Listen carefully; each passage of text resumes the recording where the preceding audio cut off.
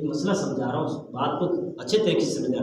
جو اللہ، حالانکہ وہ جو حدیث ہے جو یہ لوگ سناتے ہیں کہ کل بدعت ضلالہ، کہ تمام بدعت گمراہی کی طرف ہے. بدعت کسے کہتے ہیں؟ جو نبی پاک علیہ الصلوۃ والسلام کے بعد نیا کام دین میں داخل ہو، اسے کیا کہتے ہیں؟ بدعت. لیکن لوگوں ان کو یہ پوچھ رہے ہیں یہ حدیث میں دکھاؤ تو صحیح. کبھی ایک کتاب ہے امام کی لکھی ہے، اس امام کو ہم بھی مانتے ہیں. امام نہیں یہ امام نہیں، یہ الگ امام کی لکھی ہوئی کتاب ہے. ان امام کو ہم بھی مانتے، وہ بھی مانتے ہیں. امام بڑے ہی معتبر ہیں، شیخ الحدیث ہیں. انہوں نے اس حدیث کو لکھا، لکھنے کے بعد نیچے پڑھا نہیں، ایک لائن پڑھی تو اس کو لے کے بیٹھ گئی. بتایا کیا؟ بدعت کے دو طریقے ہیں. ایک بدعت ہوتی ہے جو حسنہ، ایک بدعت سیئہ. بدعت حسنہ وہ ہے جو دین کے مطابق اس کا ثواب ملتا ہے. بدعت سیئہ وہ ہے جو قرآن و حدیث کے خلاف ہو، وہ بدعت گمراہی ہے. کیا ہے؟ بدعت کی دو قسمیں ہوتی ہیں، اس کا ہمیں پتہ نہیں. ہم مدرسے میں 2 سال 3 لگائے، آ کے مسئلہ جھاڑ دیا ہے بدعت ہے جی. اب اللہ اللہ اللہ، میں تمہیں بتا دینا چاہتا ہوں نوجوانوں، اللہ کے نبی کی حدیث پاک ہے، مسلم شریف کی حدیث ہے. ایک مرتبہ میرے نبی کے پاس کچھ لوگ آگے غریب تھے، جسم کے اوپر کپڑے نہیں تھے، اللہ اللہ اون کے کپڑے تھے، پاؤں میں چپلیں نہیں تھی، اور صرف ہتھیار ہاتھ میں تھے. میرے نبی کے پاس آگے بیٹھ گئے. اللہ کے نبی نے اپنی نظروں کو ان کی طرف دوڑایا، دوڑا کے دیکھا کہ کافی غریب ہے. اللہ کے نبی نے کہا صحابہ کرام کے اس بارگاہ میں حکم دیا، اے صحابہ ان کی مدد کرو، صحابہ صدقہ دیا کرو. صحابہ کرام کو فرمایا صدقہ قبر کی آگ کو بجھا دیتا ہے. ایک حدیث یاد آ گئی مجھے یہاں سے. کیا فرمایا اللہ کے نبی نے اس میں؟ صدقہ قبر کی آگ کو بجھا دیتا ہے. تو بتاؤ اگر ہم اپنے ماں باپ کے لیے صدقہ دے رہے تو پھر قبر میں آگ ہو تو اس کو بجھائے گی نہیں؟ اللہ کے نبی کی حدیث صدقہ قبر کی آگ کو بجھا دیتا ہے. تو پتہ چلا اگر ہم بھی صدقہ کریں گے تو قبر کی آگ کو انشاءاللہ ضرور، کیونکہ اللہ کے نبی کا جو قول ہے وہ پتھر کی لکیر ہے، اس کو نہ مانے مسلمان ہی نہیں ہے نا. اللہ اللہ اللہ کے نبی نے فرمایا اتنا کہنا تھا. صحابہ کرام چلے گئے.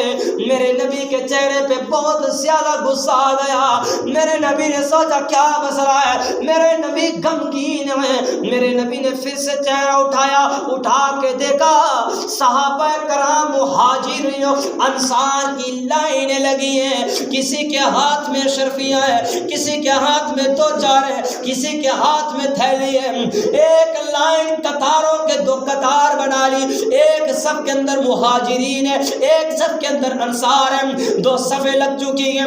آ کے اللہ کے نبی کے حکم کے مطابق وہ ان غریبوں کی مدد کر رہے ہیں. اب مدد کر رہے تھے، اللہ کے نبی خوش ہو گئے، اللہ کی نبی کی رحمت جوش میں آ گئی.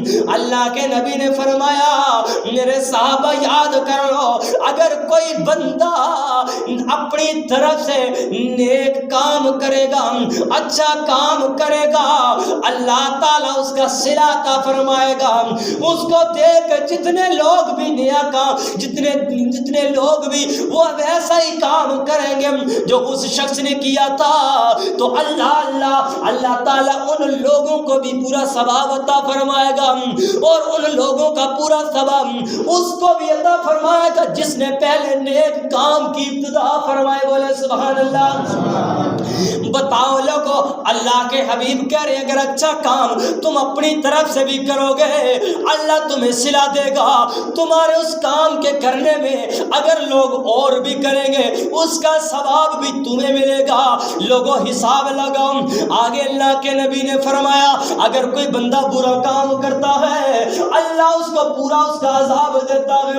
اس برے کرنے والے کو دیکھ جتنے لوگ برا کام کریں گے ان تمام کا گناہ بھی اسی کے سر ہوگا جس نے سب سے پہلا برا کام کیا، اور جنہوں نے کیا ان کے سر پر بھی مکمل گناہ رہے گا. لوگوں اللہ کے حبیب کی حدیث پاک سے ظاہر ہوا اگر ہم نیک کام کریں، قرآن حدیث کے مطابق اچھا عمل کریں گے تو پتہ چلا ہم ہی وہ لوگ ہیں جو حدیث پاک کے اوپر عمل کرنے والے ہیں. حدیث تو پھر یہ مسئلہ بدعت میں نہیں چلا جائے گا. کیوں اللہ کے نبی اپنی طرف سے اگر نیک کام کرے. آؤ قرآن پاک دوسرا پارا، کون سا؟ قرآن پاک دوسرا پارا دوسرا ہی رکو. اللہ تعالیٰ فرماتا ہے وَمَن تَطَوَّعَ خَيْرًا فَإِنَّ اللَّهَ شَاكِرٌ عَلِيمٌ. اللہ فرماتا اگر تم میں سے کوئی بندہ اپنی طرف سے نیک کام کرے، اگر اچھا کام کرے گا، اللہ تعالیٰ اس کے بدلے میں تمہیں اجر عظیم عطا فرمائے گا. بدعت کا پتہ ہی نہیں ہمیں بدعت کیا ہے. بدعت کی دو قسمیں ہوتی ہیں، ایک اچھی ایک بری. اگر بری کرو گے تو جہنم میں جاؤ گے. بری کیا ہے؟ یہی تو ہے. مثال کے طور ہم نے الٹے کام شروع کر دیے.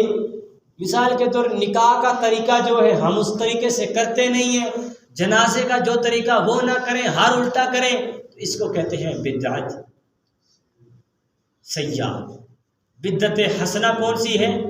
قرآن پاک کو زیر زبر لگائے، نبی کے دور میں نہیں لگے، صحابہ کے دور میں قرآن پاک کے اوپر زیر زبر نہیں ہے، لیکن بدعت ہے. یہ بدعت حسنہ ہے. میرے نبی نے 8 تراویحیں پڑھی ہیں، 20 نہیں پڑھی. کتنی؟ 8 پڑھی، 20 نہیں. صحابہ کرام نے 20 پڑھی ہیں. ہم صحابہ کی سنت. یہ بدعت حسنہ ہے. ہمیں پتہ ہی نہیں بدعت کہتے کس کو ہے. چاشت کی نماز، حدیث پاک بخاری، چاشت کی نماز بدعت ہے.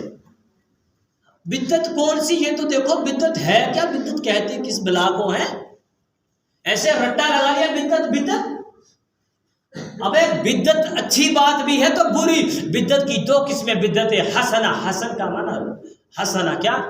الذی خلق الموت والحیات لیبلوکم ایکم احسن عملا. اللہ فرماتا میں نے زندگی اور موت کو صرف اس لیے پیدا فرمایا تاکہ میں ان کی جانچ کر سکوں، میں ان کا امتحان لے سکوں کہ ان میں سے اچھا احسن عملا، احسن عملا، اچھا عمل کر کے کون آئے. اسی طریقے سے بدعت حسنہ اچھی بدعت. 20 رکعت تراویح صحابہ کا عمل ہے. میرے نبی نے کیا فرمایا؟ میرے صحابہ کے طریقے میں جو رہے گا وہی صحیح ہوگا.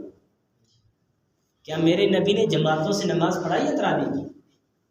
کیونکہ بدعت کا معنی کیا ہے؟ نبی کے بعد جو کام ہوگا نا. میرے نبی نے صرف پورے مہینے میں 3 ہی دن پڑھی ہے. کتنے دن؟ کہا اگر میں پورا مہینہ پڑھوں تو مجھے شاید ایسا نہ ہو جائے میری امت پہ فرض ہو جائے. 3 دن. تو ہم نبی کی سنت ادا کریں 3 دن پڑھیں، پھر پورا مہینہ کیوں پڑھتے ہیں؟ یہ تو بدعت ہے بدعت نہیں. کیونکہ ہم پورا مہینہ پڑھ رہے ہیں، بدعت ہے. خدا کے بندے بدعت حسنہ ہے، اچھی بدعت صحابہ کا طریقہ ہے.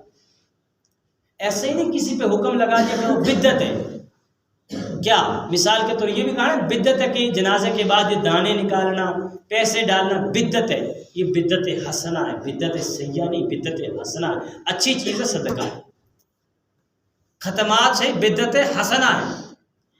کافی چیز بدعت حسنہ میں آتی ہے. جانو ہمیں دین کا پتہ نہیں ہے، ایسے ہی اپنی طرف سے مسئلہ مسائل بیان شروع کر دیتے گئے.